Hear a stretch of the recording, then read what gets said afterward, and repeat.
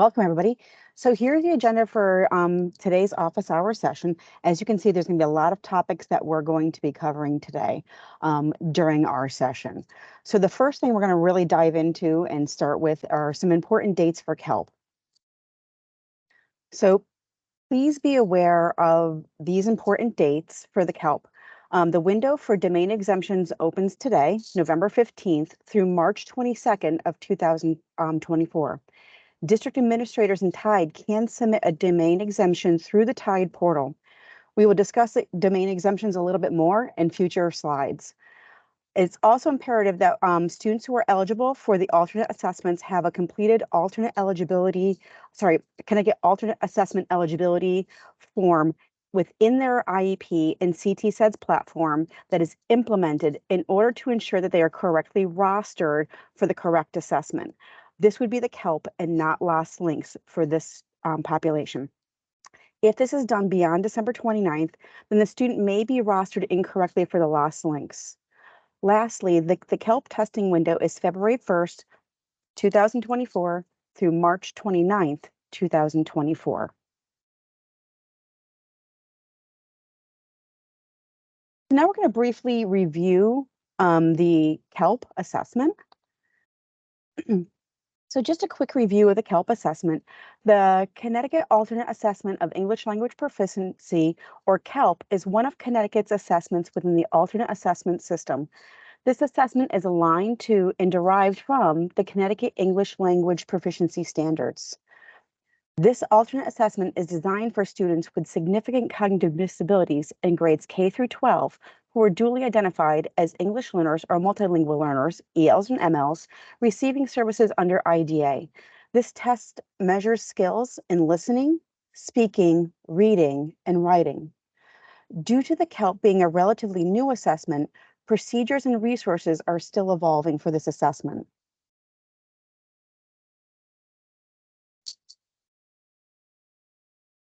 So in the development for KELP, KELP was developed through a grant-funded partnership with the Iowa Department of Education and the National Center for Research on Evaluations, Standards, and Student Testing, or CREST, at UCLA. This grant concluded this past September and has transferred to ELPA 21 and CREST. So this year, Connecticut continues to be part of a service agreement with CREST and ELPA 21 for the annual test delivery. KELP will be fully operational for this year, the 23-24 school year, and will be delivered through the Cambian test delivery system. For the 23-24 KELP administration, there will be multiple test forms provided for administration. These will be forms A, B, C, and D. The required training this year is continuing to be hosted by CREST and ELPA 21, and we will discuss this in more detail further in the presentation. So now we're going to discuss KELP eligibility. Now that we have an overview of the KELP as one of Connecticut's alternate assessments, we're now going to discuss the eligibility for KELP and what it entails. Like our other alternate assessments, students must meet the eligibility requirements as indicated by the Connecticut Alternate Assessment System eligibility form. Teams can refer to this form to guide their PPT decision-making process within the CTSED system. As part of the annual PPT process for students in grades K through 12, the team should determine which assessments and accessibility features are most appropriate for students to be eligible for the KELP. PPTs will need to ensure that the student is eligible as a student needing special education services under IDEA and that the student has an active and implemented IEP. If these are true, then the PPT will need to review the eligibility form section within CTSEDS using the most current evaluations, data, and evidence within the IEP to support participation criteria. If the student is determined by the PPT to be eligible for Connecticut's alternate assessments and the student is also duly identified as a student who is an English learner or multilingual learner, ELML, in PSIS, then they will qualify for the KELP assessment as part of Connecticut's alternate assessment system.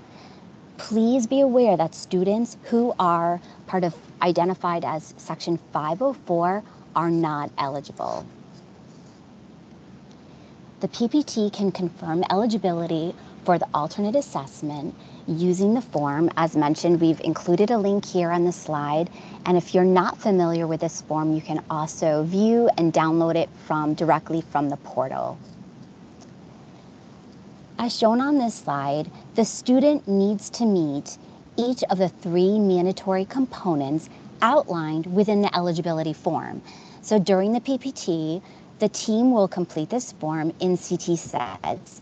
If the team determines that the student is not eligible, they will discuss the most appropriate accessibility supports needed for the student to access the Lost Links assessments and other academic assessments such as Smarter Balanced and the Next Generation Science Standards, depending on the student's grade. If the team determines that the student meets eligibility criteria, they're going to complete the verification section as demonstrated on this form, and they're going to attest that the student has the presence of an intellectual disability. So teams are going to be using current cognitive assessments that support that the student has a cognitive impairment. And in the absence of cognitive assessments or scores, the team can look at other examples of evidence within the IEP to substantiate the presence of an intellectual impairment. Secondly, the team is going to determine that the student has adaptive functional skills that are substantially below age and grade level. So these adaptive behaviors are defined as those conceptual, social, and practical skills necessary to meet the common demands of everyday life across multiple settings. So these are students who are really working on life skills and receiving extensive supports from a variety of specialized staff. And then finally, the team is going to determine and verify that the student receives intensive and extensive instructional support services. So in other words, the student requires extensive repeated instruction, and that these supports are not part of a temporary or transient nature, and that the student uses substantially adaptive materials and individualized methods to access instruction.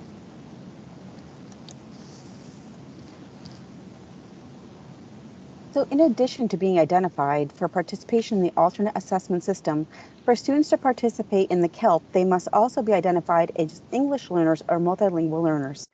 Here is the flow chart showing the process for ELML identification.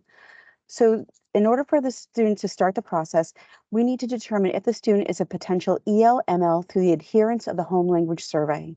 Next, we will need to review the home language survey results to determine if it indicates the student may have a primary or home language other than English and may be an English learner or multilingual learner.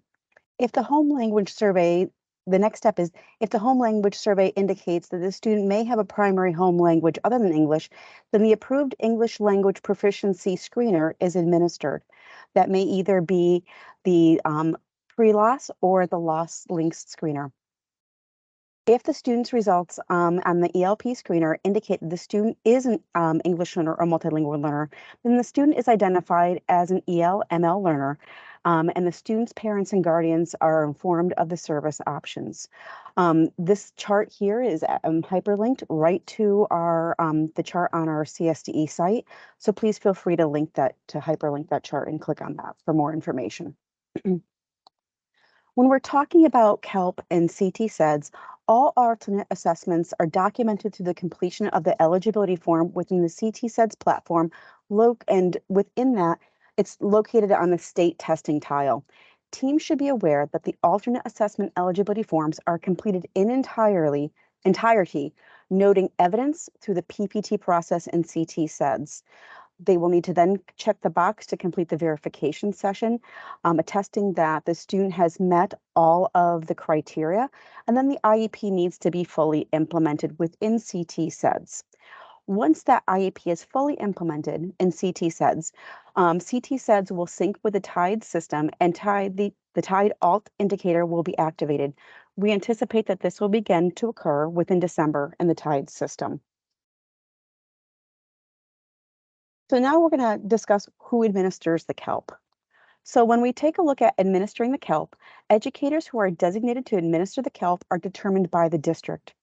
The KELP may be administered only by educators who have a TEA designation and have completed the KELP module Alt-ELPA test administration training for the 2023-2024 school year. Any educator administering the KELP must have this TEA role assigned to them in TIDE by their district administrator for TIDE. For educators administering only the KELP, it is not necessary to participate in the Academic Alternate Assessment System training for the CTA and CTAS. Educators who are going to be administering the KELP should be familiar with the student through regular instruction, peripherals or assistive technology, and other services such as English language development, and should complete the KELP training.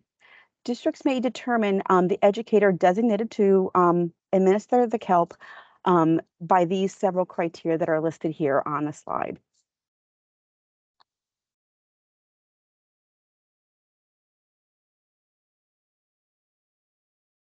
We're just going to take a look at the chat real quick. We're going to take a moment to answer any questions now in the chat, and we have had a couple, but my colleagues have addressed them as. Okay. Actually, I'm going to turn it over to Deirdre. Great, thank you. So I'm now going to walk you through the early stopping rule. And for those of you who are familiar with the alternate assessment system, then this particular process may be familiar to you. However, for those of you who are new to KELP, I'm going to take a few moments to explain what the early stopping rule is.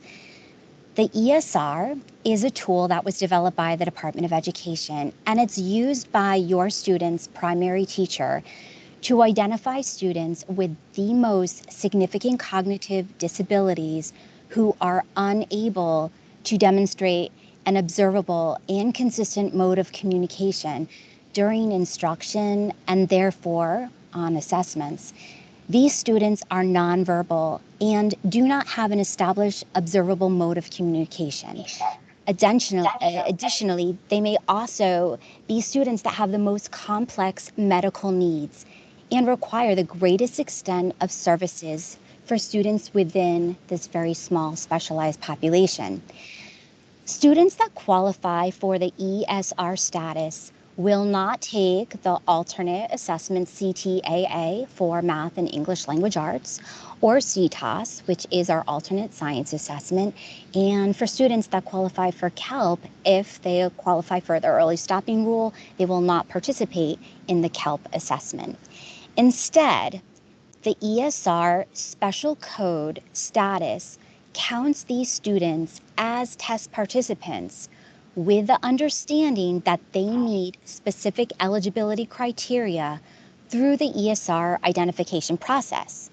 So you may wonder, well, what is this process used to identify students?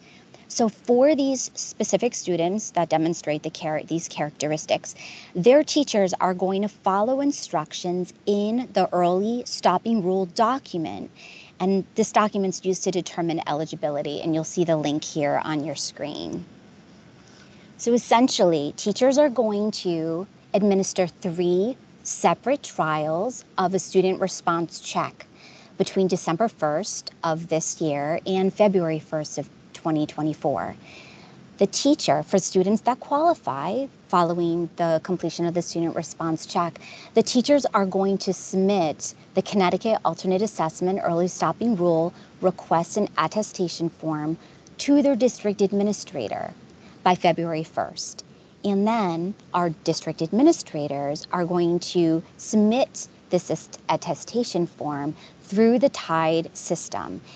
This submission process is only available to DAs, and it really should be submitted by March 1st, 2024. And again, this gives us enough time to be able to review the ESR request, to be able to approve the request, and then have our colleagues at Cambium close the students' assessments. and new this year will be an indicator on your student's TIDE dashboard called the ESR that will actually show those students that qualify for or have an approved status for ESR. So that is a new feature moving forward in the year ahead. But at the end of the day, if you have any questions about what the guidelines or process is for the early stopping rule, please please select the link that's included in this presentation and review the guide. And this is certainly something that we encourage you to share with your teachers, especially if you know that there are students that are potentially eligible for the KELP that do not have an observable and consistent mode of communication. So now we're going to review KELP and the domain exemptions. So a small number of students may be unable to participate in the listening or speaking domain on the KELP because of the complexities of their disability. Domain exemptions are available on the listening and/or speaking subtests for the following students. If a student is identified deaf or hard of hearing, they may not be able to participate in the listening subtest due to their disability. Additionally, ELs, MLs who are eligible for KELP that may be nonverbal may, even with provision of their assistive technology or augmentative and alternate communication systems, may not be able to participate in the speaking subtest. Therefore, the DA in TIDE can submit the KELP domain exemption form within the TIDE system. The KELP domain student domain exemption form can be located by navigating to TIDE, then preparing for testing, and then by selecting forms in a drop-down menu. Then a submission form will populate and you'll be able to complete the necessary information requested. Please ensure that this form is submitted prior to testing the student and communicate this information and expectations clearly to all test administrators. So like Deirdre said, if you have any questions regarding this, please reach out to us.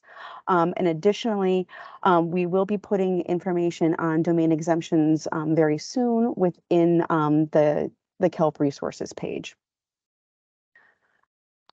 So KELP training. KELP training is now continuing to be through our partners with CREST and ALPA 21. Districts under the guidance and direction of the Performance Office should ensure compliance with training, district policies and procedures relating to KELP administration. The training is required annually for the 3 alternate assessments. This includes the CTAA, CTOS, and KELP. Educators administering the alternate assessments need to be TEAs, and they are critical components for this administration. The annual training provides current information on system enhancements and changes and helps to ensure student results and associated interpretations are valid and reliable. So in coordination, it is recommended that ELACs, Special Education Central Office staff, and DAs set up a process to ensure the training completion procedures within their district for their staff. It is also recommended that ELACs and special education administrators and DAs also take this training. There are separate training modules for our ELACs and our TEAs within the ALPA 21 system. The training for KELP is separate from the training for CTA and CTOS. It is on the ALPA 21 platform. It is hyperlinked into this slide here. The CSDE does not provide certifications for this. However, they can request a training certification and verification from districts. So it is important that districts come up with a policy of housing and determining how they're going to monitor. We are also going to just take a look at within this process. We anticipate that the training will be live around mid-December of this year.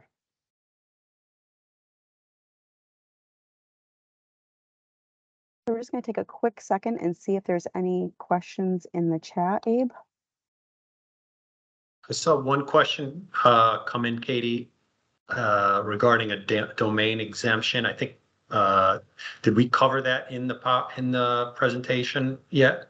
So we talked about that with the domain exemption. The student has to be, in order for them to be exempt from that domain, they need to, if they're nonverbal, they need to not be able to even access with when provided with assistive technology or augmentative communication supports.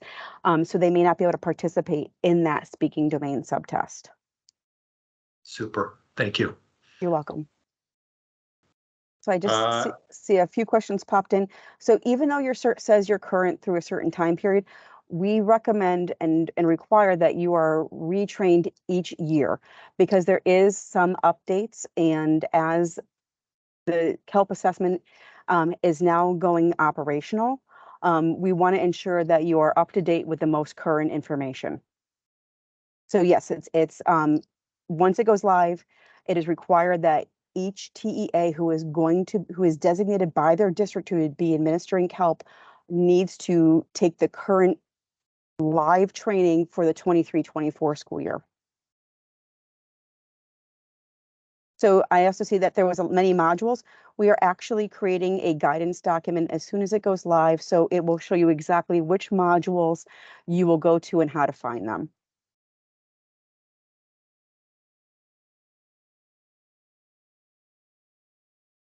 So no, you see that there's 12 modules. There's only going to be one module that you're going to have to complete. And we will have that in the guidance document. Is there a deadline for completion? You would need to complete it prior to administering the test.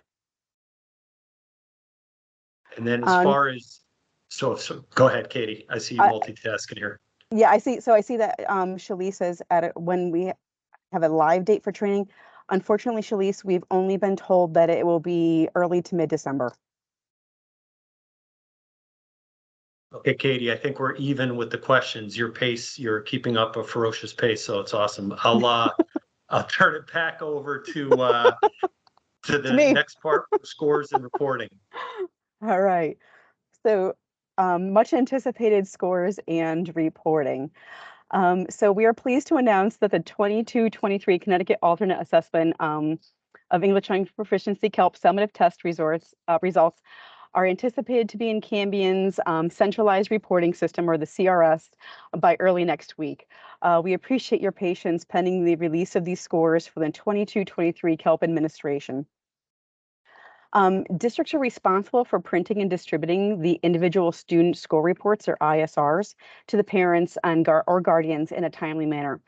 Please note that the individual student score reports and ancillary resources may be referred to KELP as Alt-ELPA. So it's going to be important for districts to really message out to families that KELP and Alt-ELPA are the same. So they're not confused by that. So that verbiage is consistent, and that KELP is the Connecticut version of the Alt-ELPA. So districts may also want to provide families with information on the alternate assessments, and that can be found on our state KELP resources page. In addition to ISR, summary reports will also be available for districts and schools. If you are unable to access the CRS, please contact your district administrator and TIDE so they can grant you access to the CRS. So now we're going to be looking at some of the different things that you will see on the ISR. So the KELP Summative Assessment provides 8 scaled scores to support states in meeting ESSA Title I and Title III requirements, and to provide school leaders and educators with a detailed performance information on the students they support. So when you see the KELP ISR, you're going to see the following scores. You're going to see proficiency determination, overall scaled score, comprehension scaled score, and a modality and domain scaled scores. So when we take a look at proficiency scaled scores on the KELP, it is broken down into 3 categories. It is determined, and in these categories, it's going to be proficient. So it's students who show a level of English language proficiency reflected in Alt-ELPA standards that enables full participation or only slightly limits participation in grade appropriate classroom activities reflected in the alternate academic standards.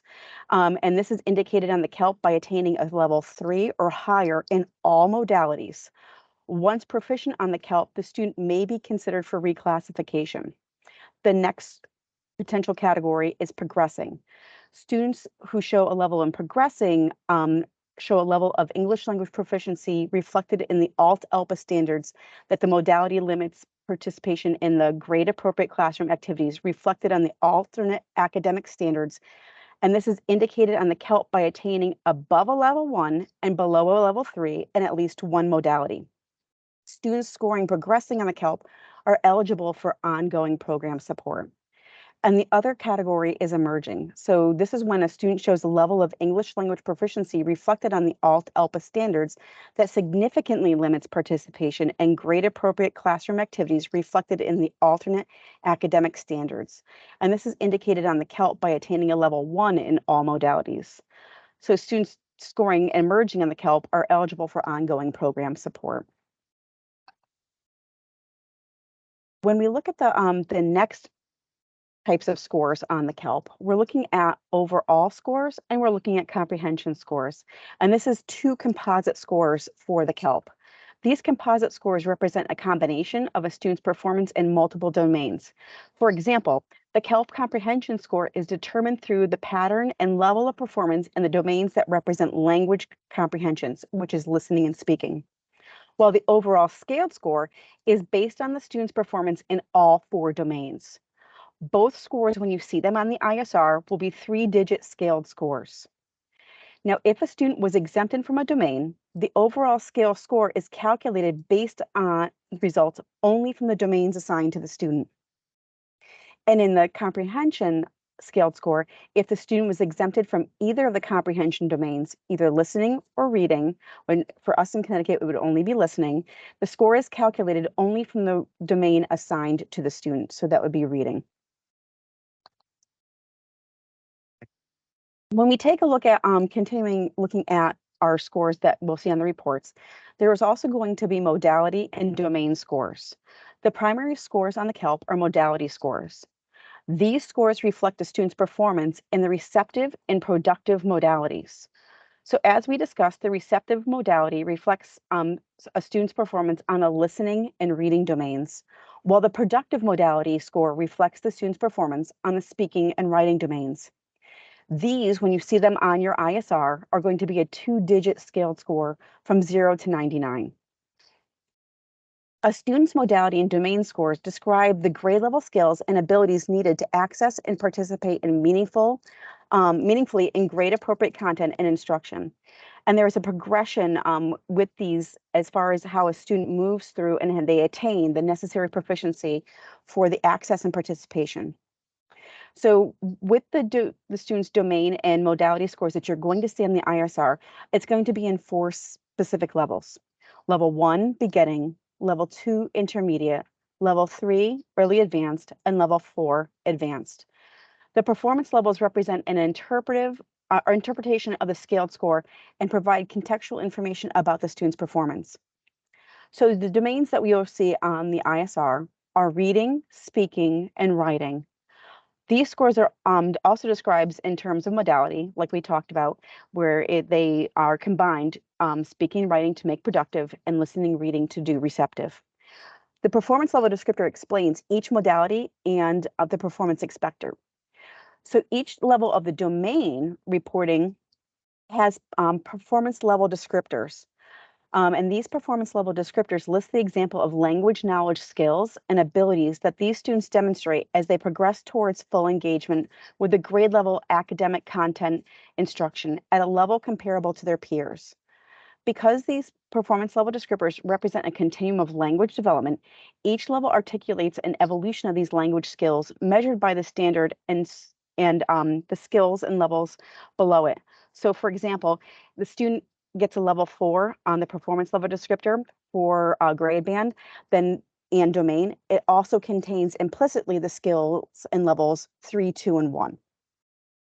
So we have linked in here the KELP performance level descriptors, and that really addresses the domain performance level descriptors, or PLDs. And we will be coming soon to our resources page, the KELP performance and modality descriptors. These are tools that educators can refer to for in-depth descriptions of each reporting area. So we also want to list here, and this is really that breakdown for that modality as far as the descriptors for how the modalities break down. So even though it's not ready and posted yet on our website, we wanted to make sure that you had to take a quick look at the KELP performance and modality descriptors. So here is a quick look at the speaking and writing. And then here is a quick look at the listening and reading. We'll get to the next slide. Sorry, Deirdre. There we go. And so the listening, speaking, just so you guys can take a look at this, we will be having this as part of a resource that will be coming to and being posted soon for you. So now I'm going to hand it over to Michael to take a in-depth look for us on our data from the 22-23 school year results. All right, thanks, Katie. I appreciate it. As a state employee, I realize in this situation I should probably be playing it close to the vest, but I got to be honest. When it was this time last year and documents were just starting to roll out about giving the KELP, I had some serious concerns about how it was going to play out. And yet, when we look at the numbers and what happened, it's really quite a remarkable story. And really, I got to be honest, thank you to you and your staff and your students really needs to be said, because you all did a really remarkable job in carrying out the KELP test last year under at such a quick pace. It was really quite amazing. So before we get into the numbers, I do want to remark that there isn't any current accountability tied to the KELP. So these numbers are just kind of I'm providing for informational purposes. So I wanted to look at participation, start there. So I went back and looked at registration at the end of the KELP assessment time period. I looked for students who were English learners and who were also reported as eligible for the alternate assessment, and that's our first row in the table, and I've divided that up by the different grade bands. And then I'm listing our ESR students, or early stopping rule students, and when the CSDE creates a participation rate, we include those kids as D-remarked as participants. And then we have our other set of kids who took the assessment. So we had about 767 kids who participated in the KELP out of an estimated 913 who are eligible to take that. And that translates to an 84% participation rate, which is really, really quite remarkable under the circumstances. So again, congratulations to you and your staff and your students on being able to pull this off. Next slide, please. So overall proficiency, what we see here is that the students in middle school and the high school kids really performed strongly, although so did the 4-5 kids when it comes to, well, really it's just the 6-8, the 9-12. And that's going to be a pattern that we're going to see across all the different domains and modalities, is that the middle school and up kids performed at a much higher level than the K-5 students. So for those middle school and high school kids, almost a third of them demonstrated overall proficiency. Next slide, please. And in terms of mastery, same story.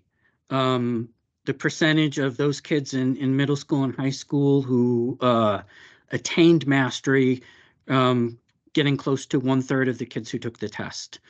And I think for me, this is kind of one of the motivating and really one of the important things that the KELP provides for these students, is it gives an opportunity for these students finally to be able to demonstrate proficiency and exit L status.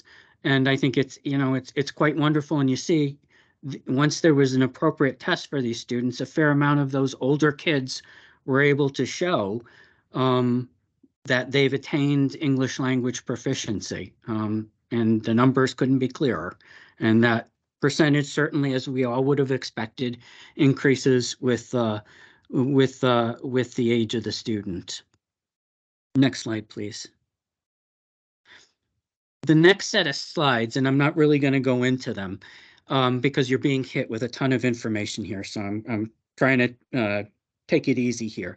I've included the results by grade for all the 4 domains and the 2 modalities. I've broken it down by the grade bands. So this presentation is being made available to all of you. So if you're a numbers person, you can go back to this and you can go and look and see. And especially once you get your own results, here's a context. You can put your own results into the context of looking at how the state as a whole did, broken out by these different grade bands. One final point, I would say that across the 4 domains, listening and reading had the highest percentage of students who were either early advanced or advanced. And conversely, speaking and writing had the lowest percentage. For speaking, it was only 24% who were either early advanced or advanced, and writing it was only 18% who were early advanced or advanced. And now I will hand it over back to Katie. All right, so Deirdre, I'm going to have you jump down to exiting from EL/ML status for us.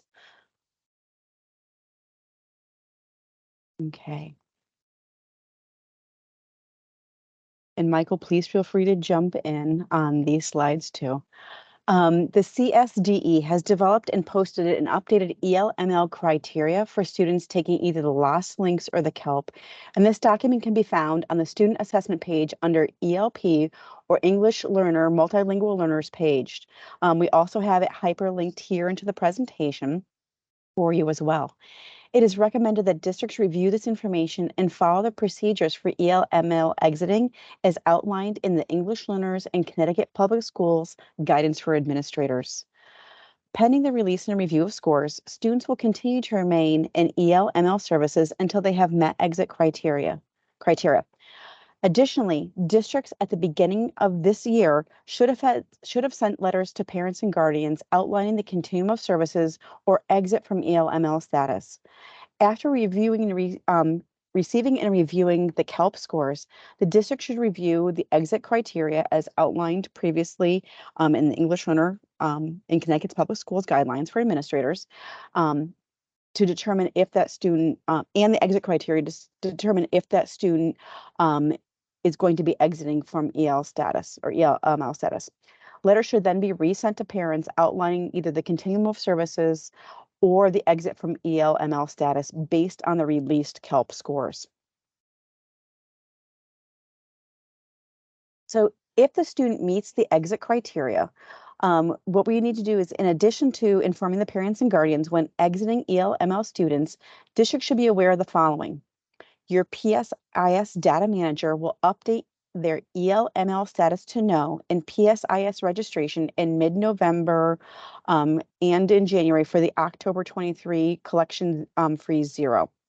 For reporting, the student would be considered to have exited from EL/ML status at the end of the 22-23 school year. Districts may determine when to discontinue EL and ML services. Under the federal law, students who have met the English mastery standard and exited from EL/ML status are considered monitored EL/MLs for 2 years and may continue to receive language support services that districts consider appropriate for that students. Districts that have determined the EL/ML discontinuation of services will need to update that EL/ML status in PSIS. So here are some, just a little bit of the resources we have available and will continue to develop for KELP and KELP administration. You will see these resources on the CSDE KELP main page and on the CII portal page, but we also listed a few other additional resources for you here just to take a look at. And now we have a little bit of time, so Abe, how are we doing with the chat? Katie, amazingly, we are we're even. I think between my colleagues and for our colleagues, as well as Marie from Cambium, we've kept up. So we will certainly hang loose for a minute if you want to chat in any subsequent questions. If we did not get to a question, I believe that the subsequent slides, Katie does have all our contact information. I know some was already dropped in the chat. Please feel free to email us. I see a question, but oops, sorry if you already mentioned, but do they need on KELP? So I think on the resource, or Katie, you want to take that one? I will take that one. Exit Yep. criteria? Yep. So exit criteria for the KELP is going to be, let me just, I'm sorry. Still getting over a cold, sorry. So on the KELP, in order for you to exit, you need to have a 3 or a 4 in both modalities to exit on the KELP.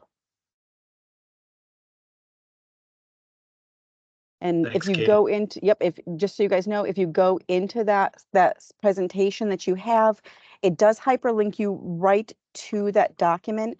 The first part of the document is lost, that has not changed, but we did do the addition for KELP in there, and you'll be able to see that this is grades kindergarten through 12, the KELP score criteria. So it's the productive modality, a level 3 or 4 or higher, or the receptive modality, a level 3 or 4 or higher.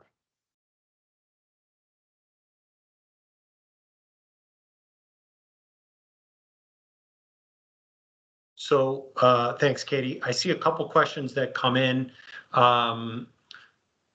So again, KELP scores will be coming out by Monday. A little secret, they should be out late Friday on the CRS. I saw some questions about last year's score. It's the 22-23 scores are going to be available hopefully by this Friday night on the CRS. So just to clarify that. Okay. I'm actually going to jump in if it's okay. There's a question in the chat regarding a student's adaptive functioning skills, and when we look at this population, there are specific assessments that we recommend our PPTs use as a tool to gauge where their student fits, you know, in relation to their grade and age. But again, when we look at our even some of our youngest students, we want to think about the extent of supports that these students need in order to just even meet daily life functioning skills. So feeding, toileting, dressing, things like that. So we're not talking about, you know, behavior per se. Sometimes those attributes are reported when using the adaptive functional assessments, but we're really prescribed as far as the day-to-day functional skills that students are displaying, and to the extent that these kids need a tremendous amount of support in every facet of their day-to-day activities, both at school and at home.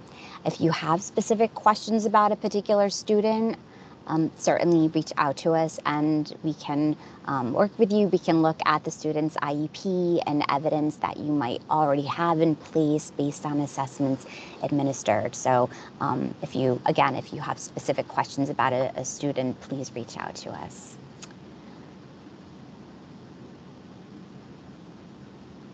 Thanks, Deirdre. I appreciate that when I saw that.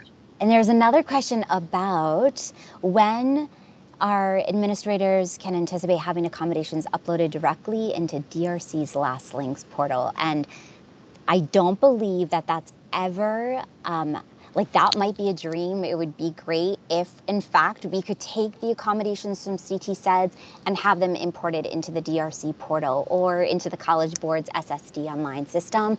But right now, and as far as I know, that's not going to happen with those two specific platforms because they're maintained by independent companies and they have their own systems for collecting and reporting the accommodations. So CTSEDS is the go-to, it's the truth for all the accommodations our kids need, but you will have to do a separate entry for your students participating on Last Links.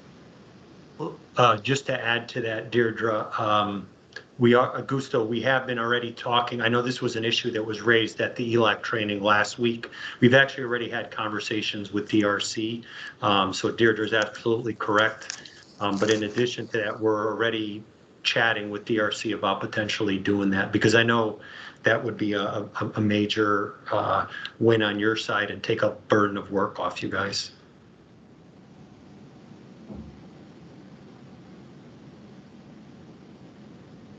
There's another question about practice test. And I think one of the consistent messages that you'll always hear from the staff in the assessment office is that we want our students to have as many fair and equitable opportunities to familiarize themselves with any kind of assessment that they have to sit for. So there are CALP practice tests available. And if you're not familiar with where to access the CALP practice test, you're going to log on to the Connecticut Assessment System Program portal. And on that main page, you can choose that there's a card for practice test, and you open the card and you can sign in as a guest. It will bring you to a menu that lists all of our statewide assessments, the practice tests that support all of our assessments. And you'll see that CALP is included on that menu. And so I think, Katie, our CALP assessments, our practice tests are by grade band. Is that correct? Yeah, so if you go to the CALP, and I just popped this into the chat. If you go to the CALP resources page on the CAI portal, it not only brings you to the link where the tests, the practice tests are located to enter the practice test, but it also gives you the test administration resources that you'll need as the TEA to administer the practice test, as well as questions by grade band. So ideally, it would be great for your student's primary teacher or whoever's going to be administering the CALP to the student to actually sit with the student and work together collaboratively with those supports that the student will need in order to access the CALP. So that means that the teacher is going to be reading the practice test to their student and interacting with the platform collaboratively. And if there are specific accommodations that your student needs, then certainly all the accommodations are available to kids that qualify for alternate assessments, but really it's at the teacher's discretion to ensure that those specialized accommodations, maybe including assistive technology, that those accommodations are in place when using the practice test.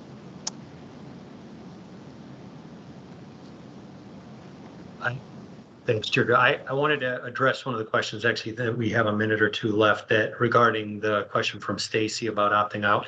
So as far as CALP goes, this assessment, we are federally mandated to provide this assessment. In Connecticut, we highly recommend this assessment so students have the opportunity to exit EL status. As if they aren't administered this test, they won't have that opportunity. Additionally, from an equity standpoint, the access to this test is really something that they should be provided with. And as far as the specific opt-out nature, there is no formal way that can be done. That is not part of our assessment system, much like for Smarter Balanced, our NGSS, and our other alternate assessments.